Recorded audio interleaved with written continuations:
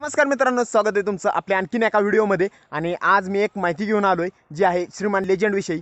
तर काकण हा मराठी चित्रपट तुम्हाला तर माहितीच असेल आणि त्यातील आकाशी चंद्र चांदण्या हे गाणं देखील तुम्हाला माहितीच असणार. त्यात विषयच नाही. तर हेच गाणं श्रीमान लेजंड यांनी एका स्ट्रीममध्ये एकदम मस्तपणे गायलं आणि ते आत्ता सध्या सोशल मीडियावर खूप प्रमाणात व्हायरल होतं आहे. तर तुम्ही ती क्लिप नक्की बघू शकता. आपलं पुढं तर ती क्लिप होती प्ले.